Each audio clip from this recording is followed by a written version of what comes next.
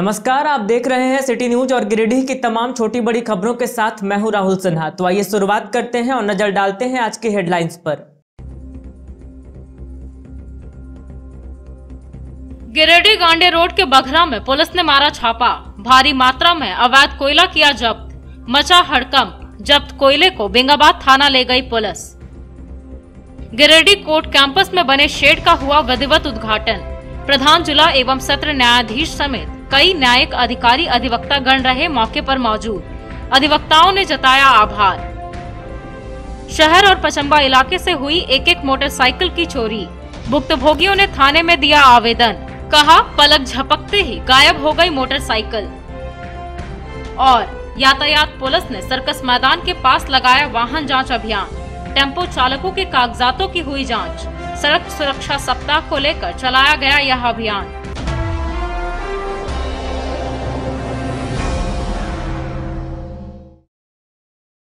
और अब खबरें विस्तार से। गिरिडीह गांडे रोड के बघरा में अवैध कोयला कारोबार की सूचना मिलने पर पुलिस ने छापेमारी कर भारी मात्रा में अवैध कोयला जब्त किया और अपने साथ थाना ले आई। इधर स्थानीय लोगों ने कहा कि कोयला ढोकर अपना भरण पोषण करने वाले गरीब लोगों के रोजगार की व्यवस्था भी सरकार को करनी चाहिए, तभी जाकर अवैध कोयला कारोबार पर पूरी तरह से रोक लग सकता है। गिरिडीह गांडे रोड के बघरा में पुलिस ने छापा मारकर भारी मात्रा में अवैध कोयला जब्त किया। इस दौरान लगभग 30 से 40 टन कोयला जब्त किया गया। जब्त कोयले को पुलिस थाना ले आई। हालांकि इस दौरान स्थानीय ग्रामीण भी काफी मात्रा में बचे हुए कोयले को ले भागे और पुलिस मुखदर्शक बनी रही। बताया गया कि पुलिस को लगातार इस इलाके से अवैध कोयले के कारोबार की सूचना मिल रही थी। इसी सूचना के आधार पर कार्रवाई की गई।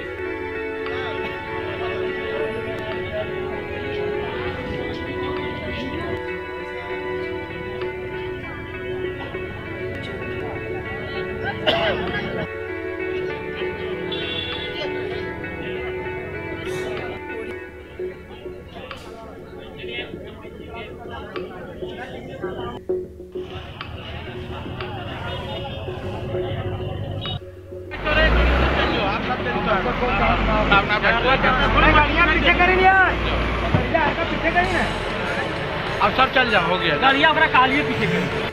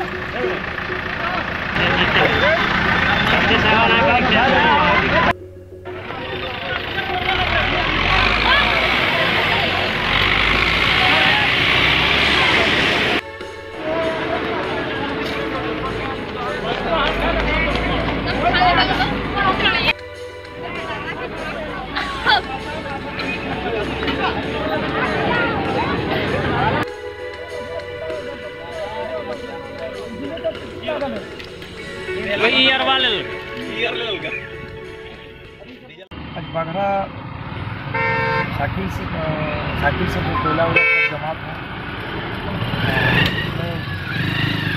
साइकिल वाले थे सब यहाँ से भाग गए। कोयला को सब डंपिंग करके ट्रैक्टर से लोड करके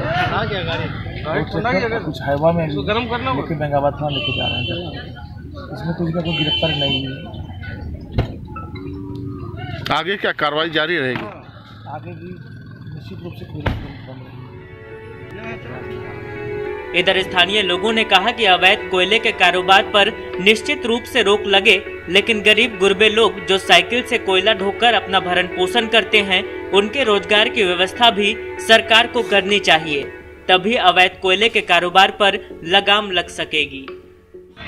बेंगाबाद थाना अंतर्गत भंडारी पंचायत के पास जो कोयला जब्त किया गया, ये प्रशासन के लिए बहुत ही चुनौती कार्य है। लेकिन एक और कोयला में जितने लोग हैं वो गरीब गुरबे लोग, जिनका चूल्हा भरण पोषण इन्हीं के भरोसे चलता है। हम प्रशासन से मांग करते हैं कि अवैध कोयला की ढुलाई तो रुकना चाहिए, लेकिन ये तमाम जितने लोग बेरोजगार हैं इनका जो है सो रोजगार की व्यवस्था सरकार को करने के बारे में सोचना चाहिए। और ख़ास करके कोयला बनियाडी में निकलता है और पूरे टाउन में जो है सो पुलिस के मिली भगत से कोयला इधर दूर तक आता है और बीच रास्ते में लोगों को परेशान किया जाता है। हम प्रशासन से ये भी मांग करते हैं कि खंता से ही कोयला नहीं निकले और गिरिडीह शहर से पार नहीं हो, और इन तमाम मजदूरों को जो है सो रोजगार की व्यवस्था सरकार के द्वारा किया जाए। व्यवहार न्यायालय कैंपस में अधिवक्ताओं के बैठने के लिए बनाए गए शेड का विधिवत उद्घाटन प्रधान जिला एवं सत्र न्यायाधीश वीणा मिश्रा के द्वारा फीता काटकर किया गया। इस दौरान अधिवक्ताओं ने शेड बन जाने से खुशी जाहिर की और कहा कि अब उन्हें काफी सहूलियत होगी। व्यवहार न्यायालय कैंपस में अधिवक्ताओं के बैठने के लिए बनाए गए शेड का विधिवत उद्घाटन सोमवार को प्रधान जिला एवं सत्र न्यायाधीश वीणा मिश्रा के द्वारा फीता काट कर किया गया। मौके पर जिला अधिवक्ता संघ के जिला अध्यक्ष दुर्गा पांडे, महासचिव चुन्नुकांत समेत अन्य कई अधिवक्ता उपस्थित थे। तमाम अधिवक्ताओं ने शेड बनने पर खुशी जाहिर की। साथ ही इसको लेकर प्रधान जिला एवं सत्र न्यायाधीश उपायुक्त राहुल कुमार सिन्हा के प्रति आभार प्रकट किया और कहा कि शेड बन जाने से अब अधिवक्ताओं को अच्छे वातावरण में काम करने का मौका मिलेगा।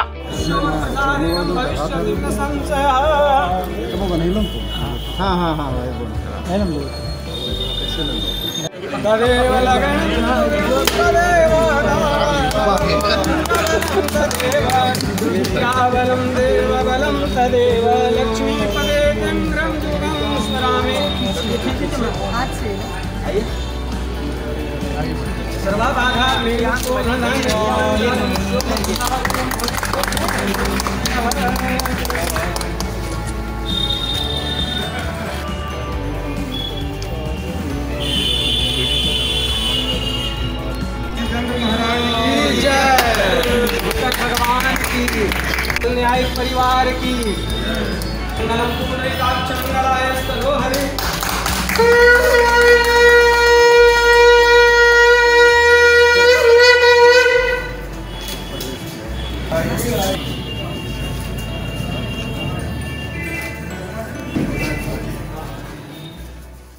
देखिए, सबसे पहले तो हम आपके चैनल के माध्यम से इस न्याय मंडल के प्रधान जिला एवं सत्र न्यायाधीश आदरणीय श्रीमती वीणा मिश्रा जी को और इस न्याय मंडल के न्यायाधीश प्रभारी श्री निशिकांत जी को बार की ओर से बहुत धन्यवाद देना चाहते हैं कि जो हम लोगों की चिर परिचित मांग थी, वो परिचित जिसको कहते हैं आप, लंबे समय से ये हम लोगों की मांग थी कि अधिवक्ता जो न्यायालय के स्थापना काल से यहाँ बैठ रहे थे, लेकिन उनके बैठने की कोई व्यवस्था नहीं थी और वो लोग जहाँ तहाँ इस तरह से छाता लगा करके, टेबल लगा करके लोग बैठ रहे थे। तो हमने तत्कालीन प्रधान जिला एवं सत्र न्यायाधीश श्री राजेश वैश्य जी को भी धन्यवाद देना चाहेंगे कि मैंने जब उनसे अनुरोध किया था तो उन्होंने उसको संज्ञान में लेते हुए इस मामले को एक फ़ैसला लिया कि यहाँ भी अधिवक्ताओं को और पक्षकारों को बैठने के लिए एक हम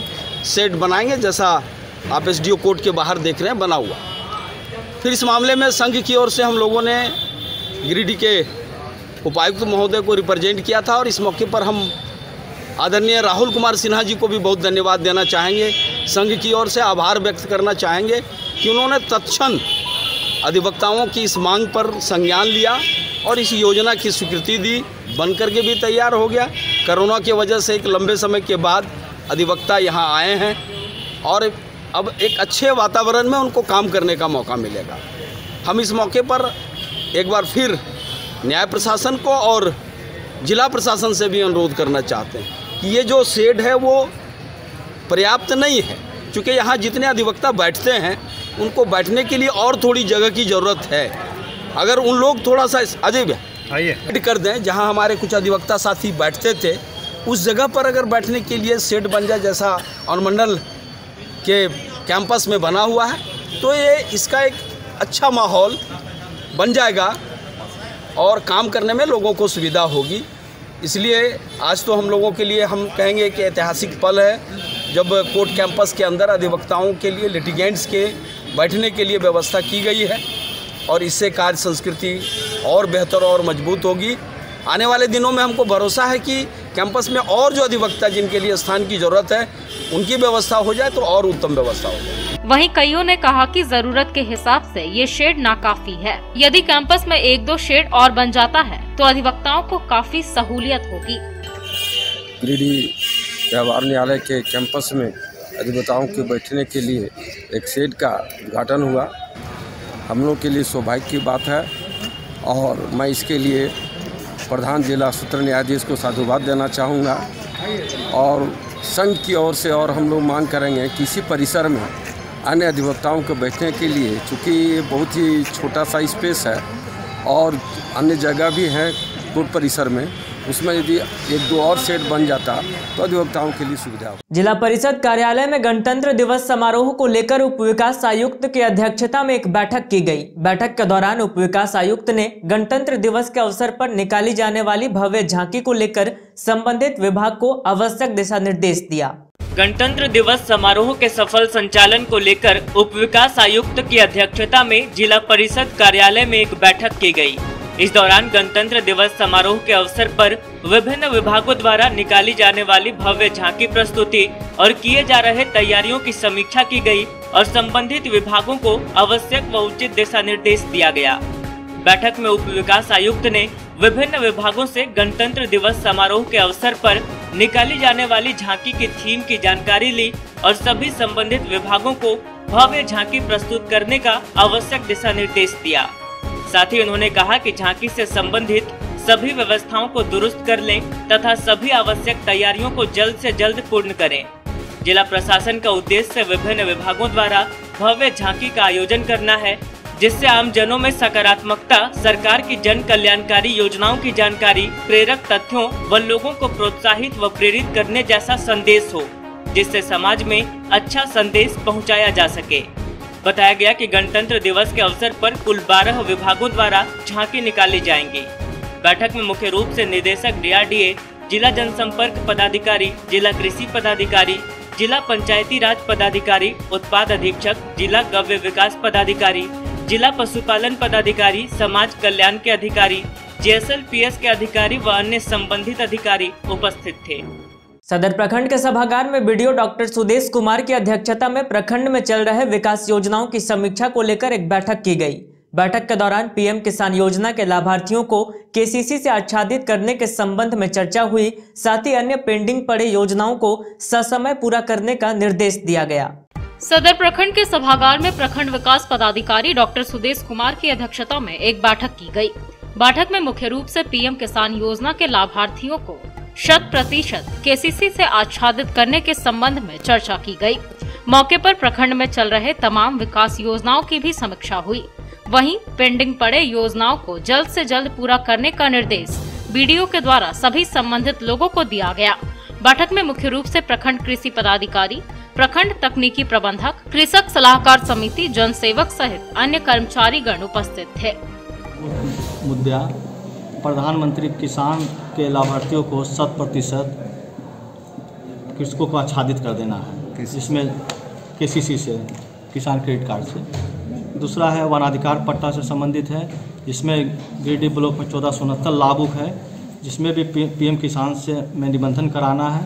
तीसरा धान अधिप्राप्ति से संबंधित है, जिसमें पैक्स में सभी कृषकों को धान जमा कर देना है।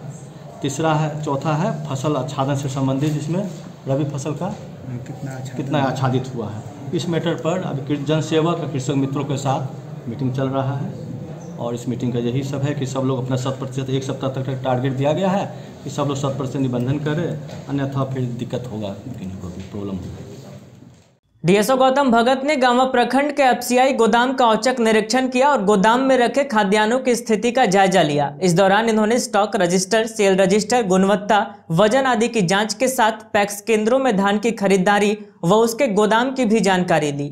गांवा प्रखंड स्थित FCI गोदाम का गिरिडीह DSO गौतम कुमार भगत ने सोमवार को औचक निरीक्षण करते हुए गोदाम में रखे खाद्यान्नों की स्थिति का जायजा लिया। इस दौरान इन्होंने स्टॉक रजिस्टर, सेल रजिस्टर, गुणवत्ता, वजन आदि की जांच की, साथ ही पैक्स केंद्रों में धान की खरीदारी व उसके गोदाम की भी जानकारी ली। इस बाबत गिरिडीह DSO ने बताया कि आज इनके द्वारा गांवा, तीसरी व देवरी प्रखंड के FCI गोदाम का निरीक्षण किया गया है, जिसका उद्देश्य यह जानना है कि प्रखंड के सभी डीलरों के पास ससमय अनाज पहुंच रहा है या नहीं। साथ ही कहा कि ये चाहते हैं कि जितने भी लाभुक हैं सभी को समय पर राशन मुहैया कराया जाए। इसके साथ ही इन्होंने ग्रीन कार्ड के बारे में जानकारी देते हुए कहा कि जिले में अब तक कुल 500 ग्रीन कार्ड निर्गत कराया गया है और 1000 कार्ड बनकर तैयार है। साथ ही बचे हुए लाभुकों के फॉर्म को मंगाने का कार्य किया जा रहा है, जिसे 31 जनवरी तक निर्गत कर दिया जाएगा।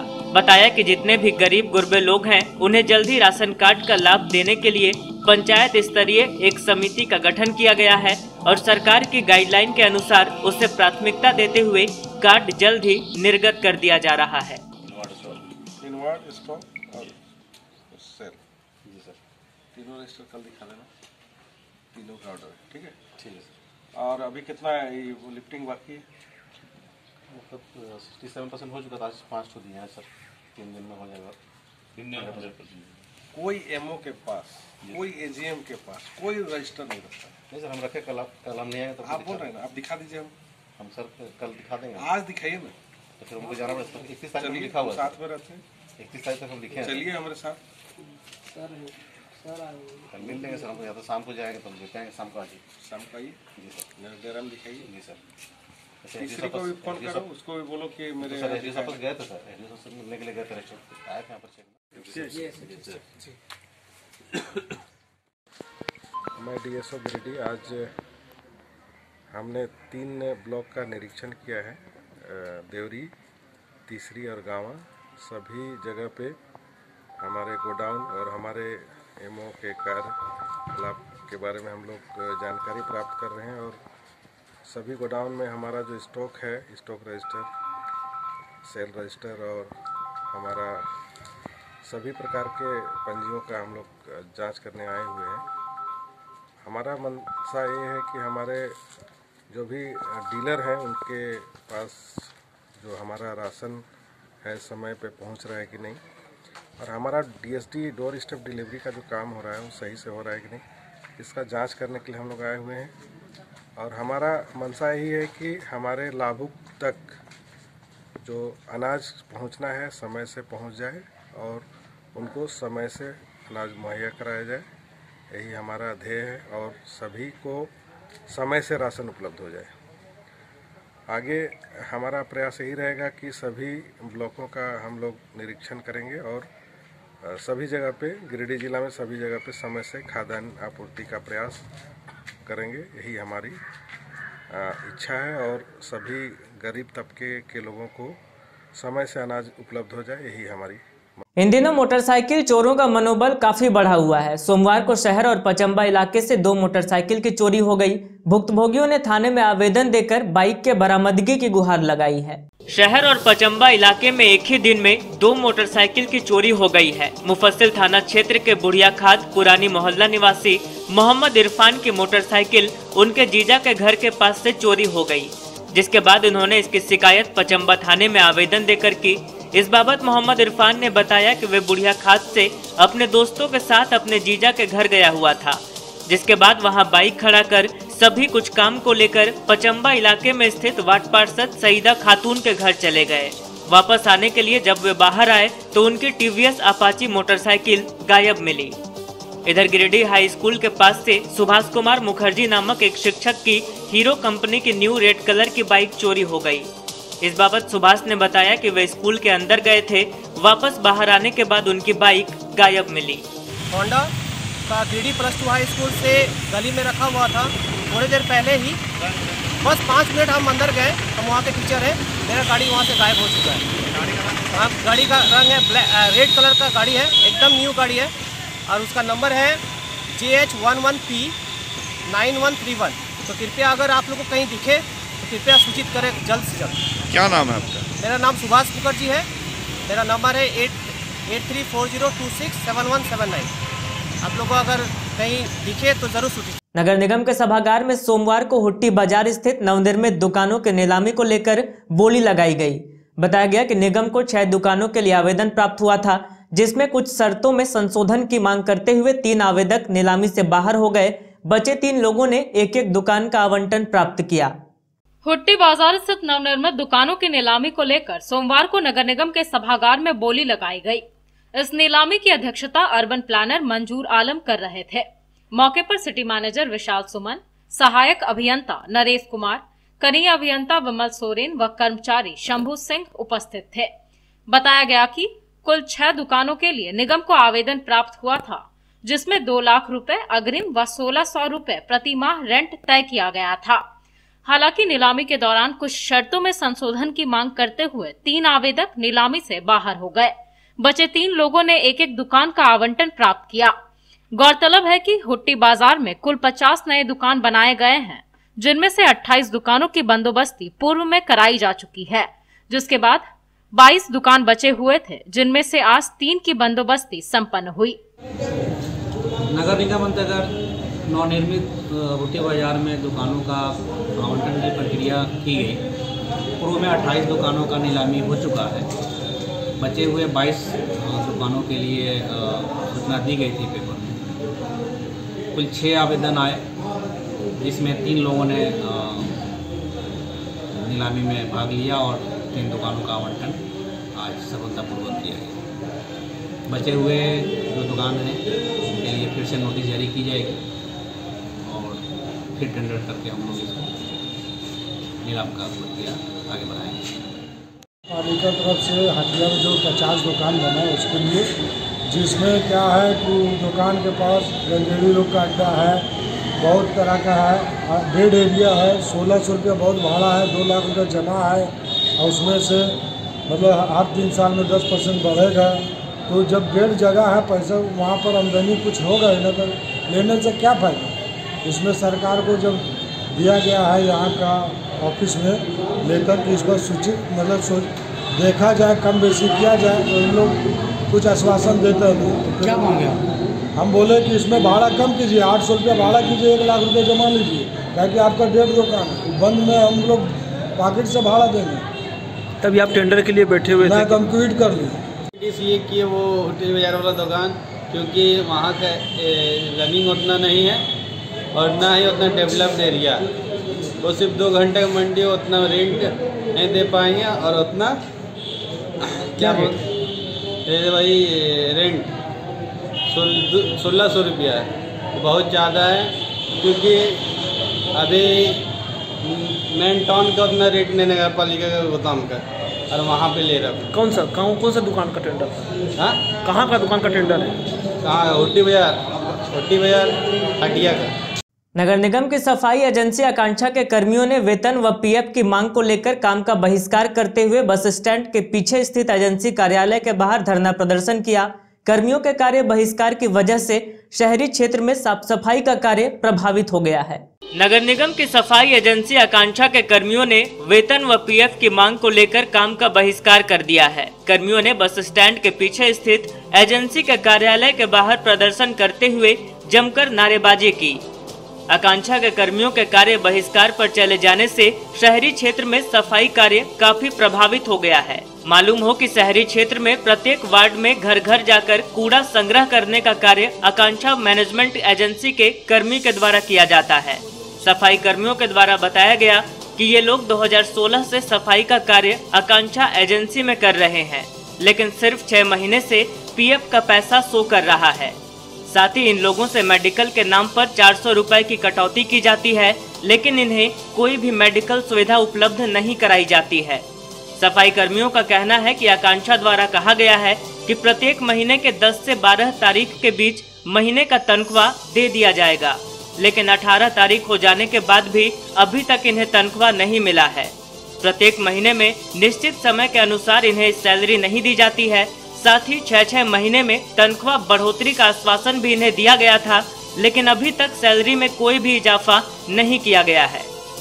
समय पर सैलरी नहीं मिलने से सफाई कर्मियों के लिए पेट और परिवार चलाना मुश्किल हो गया है। 2016 से हम लोग काम कर रहे हैं। 2016 से हम लोग पीएफ पैसा नहीं मिल रहा है, और जो हम लोग को महीना तनख्वाह है बोलते 10 तारीख को देंगे। हम लोग को 1 महीना 20 दिन 25 दिन हो जाता है, तो हम लोग घर में खर्चा हो जाता है। राशन नहीं है, चावल नहीं, आटा नहीं, लहसुन नहीं, प्याज कुछ भी नहीं। बच्चे पढ़ाई के पैसा नहीं दे पा रहे सर।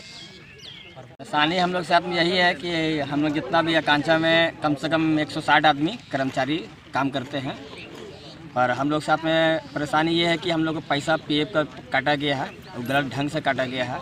जब हम लोग इस मैटर को लेकर के निगम गए हैं तो वहाँ पर सारा मैटर क्लियर किया गया। बहुत सारे आदमी का पैसा भी जैसे कि 2 साल से कट रहा है, तो किसी का 6 महीने का चढ़ा हुआ है, किसी का 5 महीने का चढ़ा हुआ है और बाकी पैसा चढ़ा हुआ नहीं।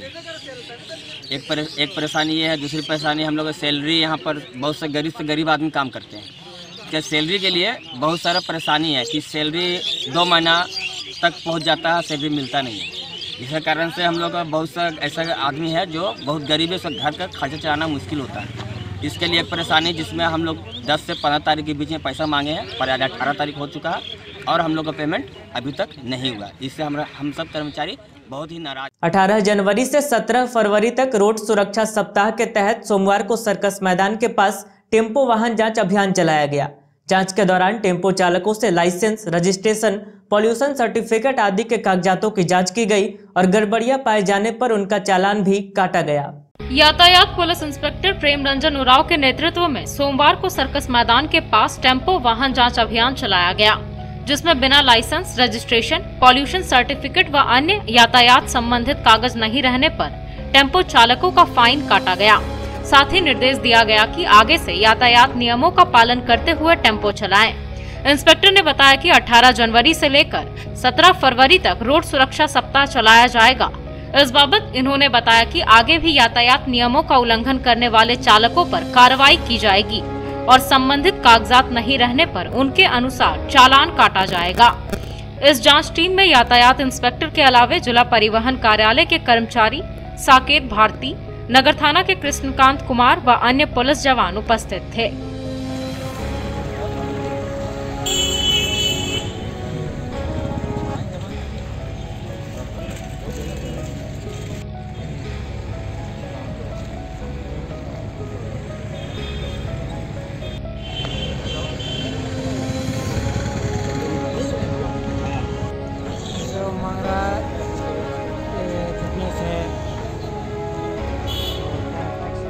मैं यातायात इंस्पेक्टर गिरिडीह, आज दिनांक 18/1/2021 से लेकर के 17/2/2021 तक रोड सुरक्षा से संबंधित ध्यान रखा जाएगा। और मैंने ये मंथ है सुरक्षा मंथ माना जा रहा है रोड सेफ्टी के रूप में।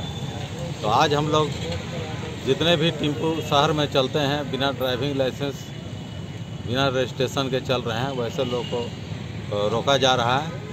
और जिनके पास जो कागजात नहीं है, यातायात नियम के अनुसार जो रूल बना हुआ है उसके अनुसार हम लोग फाइन भी काटे। कितने लोगों का अभी तक चलान? अभी तक 7 आदमी का फाइन काटे हैं हम लोग, जैसा उनका कागजात का कमी है उसके अनुसार। धन्यवाद। इस चेकिंग अभियान में कौन कौन आदमी है सर? इस अभियान में क्या सुनना होगा? हाँ, इस अभियान में साकेत भारती DTO कर्मचारी, हमारे थाना के पदाधिकारी, सभी SI श्रीकांत जी हैं और हमारे सहायक पुलिस पदाधिकारी सब भी यहाँ मौजूद हैं।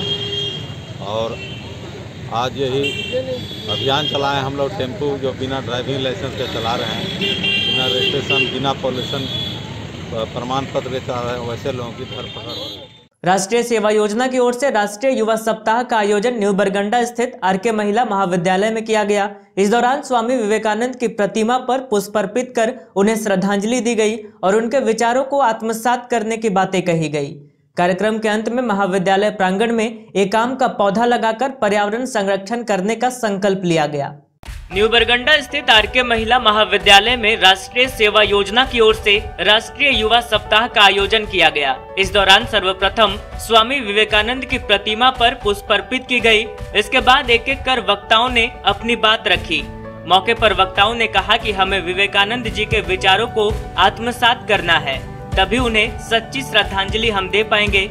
कहा कि युवा अपने कीमती समय का सही इस्तेमाल करके ही राष्ट्र का नवनिर्माण कर सकते हैं। कार्यक्रम के अंत में डॉक्टर मधुश्री सेन सान्याल ने महाविद्यालय प्रांगण में एक आम का पौधा लगाकर लोगों को यह संदेश दिया कि हमें अपने कुदरत की भी रक्षा का संकल्प लेना है।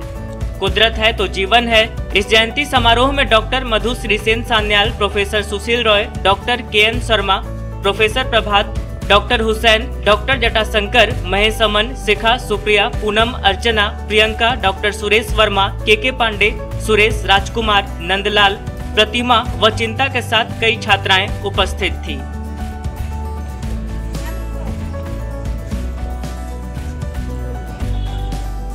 हम गर्व करते हैं कि हम स्वामी विवेकानंद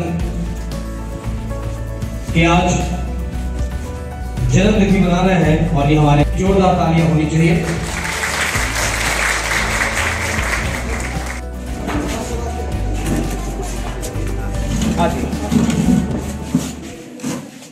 ये राष्ट्रीय युवा के हृदय सम्राट थे। इन्होंने अपनी जिंदगी का एक सिद्धांत बताया था कि युवा शक्ति जिस देश की जागृत रहती है उस देश पर भविष्य में किसी भी तरह का कोई संकट नहीं आ सकता। युवा शक्ति को उन्होंने अपने सिद्धांतों पर अमल करने के लिए 2-4 शब्द भी कहा। उनका कहना था, उठो जागो, लक्ष्य की प्राप्ति के लिए तब तक आगे बढ़ते रहो जब तक मंजिल न मिल जाए। कल्याणडीह मैदान में जीपीएल 2020 क्रिकेट प्रतियोगिता का समापन फाइनल मुकाबले के साथ हो गया। फाइनल मुकाबला बेंगाबाद, फिटकोरिया और बिशनपुर के बीच खेला गया, जिसमें बिशनपुर की टीम ने 2 विकेट के नुकसान के साथ जीत हासिल की। कल्याणडीह मैदान में जीपीएल 2020 क्रिकेट प्रतियोगिता का समापन फाइनल मुकाबले के साथ हो गया। फाइनल मैच बेंगाबाद, फिटकोरिया और बिशनपुर के बीच खेला गया। इसमें फिटकोरिया की टीम ने पहले बल्लेबाजी करते हुए 12 ओवर में 7 विकेट के नुकसान पर 103 रन बनाया। वहीं निर्धारित लक्ष्य का पीछा करते हुए बिशनपुर की टीम ने 2 विकेट के नुकसान पर जीत हासिल की। मौके पर मुख्य अतिथि के रूप में स्थानीय मुखिया प्रतिनिधि ठाकुर दास और भाजपा के युवा अध्यक्ष मनोहर समेत कई गणमान्य लोग भी उपस्थित थे। इस संबंध में ठाकुर दास ने बताया कि खिलाड़ियों ने खेल के प्रति एक जागरूकता दिखाई है। वहीं मौके पर भाईचारगी भी देखने को मिली। टूर्नामेंट के सफल आयोजन में कयूम अंसारी का योगदान काफी सराहनीय रहा। कयूम अंसारी ने बताया कि विजेता टीम को 21,000 रुपए और उप विजेता टीम को 15,000 रुपए नगद राशि देकर सम्मानित किया गया और उनकी हौसला अफजाई की गई। मौके पर मुखिया भागीरथ मंडल, मोहम्मद जिब्राइल अंसारी, अमित साव, सुंदर पांडे सहित कई लोग मौजूद थे। वहीं एम्पायर की भूमिका अमित साव और सुंदर पांडे निभा रहे थे।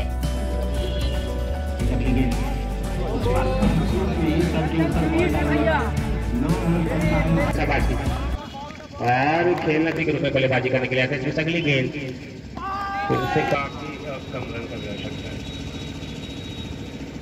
इस बार सामने की ओर बिल्कुल जड़ में डालेगा बेस्ट।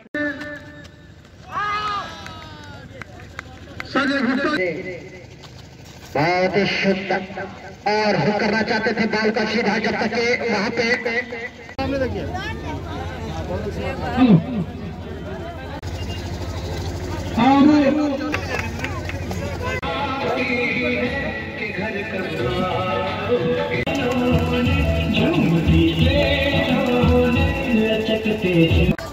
ताली बजना चाहिए, बड़ा पुरस्कार ले रहे हैं तो मनीष जी, मन बाबू उनका टीम कैसे हारी है इससे फाइनल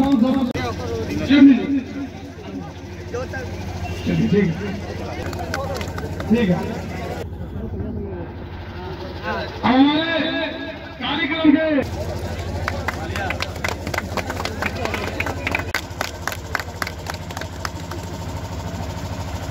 हैदर जी गौतम महाराज जी, उप मुखिया हो गया मुखिया जी। आज जेपीएल 2020 कल्याणडीह मैदान में फाइनल मुकाबला किया गया, जिसमें सभी पंचायत के मुखिया और पंचायत समिति के सहयोग से एवं समाज सेवी के सहयोग से फाइनल बहुत सुंदर टूर्नामेंट करवाया गया। और जब से आईपीएल क्रिकेट में आया है तब तक खिलाड़ियों की उम्मीद बढ़ी है और एक आशा भी बढ़ा है और सलोजा गोल्ड भी इसमें काफ़ी बढ़ चढ़ के हिस्सा लिए हैं। और अभी हमारे कयूम भैया बोल रहे थे कि अगर प्रखंड स्तरीय क्रिकेट टूर्नामेंट होगा तो हम आशा करते हैं कि वहाँ भी जहाँ भी जो भी हो सकेगा बढ़ चढ़ के हम लोग भाग लेंगे और खिलाड़ियों को हौसला को बढ़ाएंगे ताकि एक अच्छे हमारे डिस्ट्रिक्ट गिरिडीह डिस्ट्रिक्ट का नाम करे, अच्छा प्लेटफॉर्म पर खेल सके और राज्य नहीं पूरा इंटरनेशनल तक पहुँचे, ताकि हमारे गिरिडीह का नाम रोशन हो। धन्यवाद। झामुमो पार्टी नेताओं और कार्यकर्ताओं की एक बैठक सरिया स्थित पार्टी कार्यालय में संपन्न हुई। बैठक के दौरान बीते सप्ताह पार्टी के नेताओं व कार्यकर्ताओं पर सरिया के मथुरा साव द्वारा कराए गए जानलेवा हमले पर चर्चा की गई और इस मामले में अभियुक्तों की गिरफ्तारी को लेकर एसडीपीओ को एक आवेदन दिया गया। झामुमो पार्टी नेताओं और कार्यकर्ताओं की एक बैठक सोमवार को सरिया स्थित पार्टी कार्यालय में संपन्न हुई। बैठक की अध्यक्षता काजिम अंसारी ने की। बैठक में संगठन विस्तार पर उपस्थित लोगों ने अपने अपने विचार रखे। चर्चा के दौरान कहा गया कि बीते सप्ताह पार्टी के जिला उपाध्यक्ष त्रिभुवन मंडल, प्रकाश मंडल तथा अन्य कार्यकर्ताओं पर सरिया निवासी मथुरा साव व उनके परिजनों द्वारा जानलेवा हमला किया गया था। इस मामले में मथुरा साव व उनके परिजनों पर प्राथमिकी दर्ज कराई गई थी, लेकिन अब तक मारपीट के अभियुक्तों की गिरफ्तारी नहीं की जा सकी है। कहा गया कि मथुरा साव द्वारा आवेदक प्रकाश मंडल को केस वापस लेने की धमकी भी दी जा रही है, जिससे आवेदक का पूरा परिवार भयभीत तथा सहमा हुआ है। मथुरा साव की गिरफ्तारी को लेकर सरिया एसडीपीओ को एक आवेदन दिया गया, वहीं उसकी प्रतिलिपि पुलिस अधीक्षक गिरिडीह को देने की बात कही गई। बैठक में मजीद अंसारी, मोती मंडल, प्रकाश मंडल, फूलचंद मंडल, राजू मंडल, काशी मंडल, सोनू शेख समेत दर्जनों लोग मौजूद थे। बीते दिन जो घटना हुआ हमारे जिला उपाध्यक्ष त्रिभुवन मंडल के साथ, हम चाहते हैं कि उसको ठोस से ठोस कार्रवाई हो और गिरफ्तारी। अंत में आइए फिर से नजर डालते हैं आज की हेडलाइंस पर। गिरिडीह गांडे रोड के बघरा में पुलिस ने मारा छापा। भारी मात्रा में अवैध कोयला किया जब्त। मचा हड़कंप। जब्त कोयले को बेंगाबाद थाना ले गई पुलिस। गिरिडीह कोर्ट कैंपस में बने शेड का हुआ विधिवत उद्घाटन। प्रधान जिला एवं सत्र न्यायाधीश समेत कई न्यायिक अधिकारी अधिवक्ता गण रहे मौके पर मौजूद। अधिवक्ताओं ने जताया आभार। शहर और पचम्बा इलाके से हुई एक मोटरसाइकिल की चोरी। भुक्तभोगियों ने थाने में दिया आवेदन। कहा पलक झपकते ही गायब हो गई मोटरसाइकिल। और यातायात पुलिस ने सर्कस मैदान के पास लगाया वाहन जांच अभियान। टेम्पो चालकों के कागजातों की हुई जांच। सड़क सुरक्षा सप्ताह को लेकर चलाया गया यह अभियान।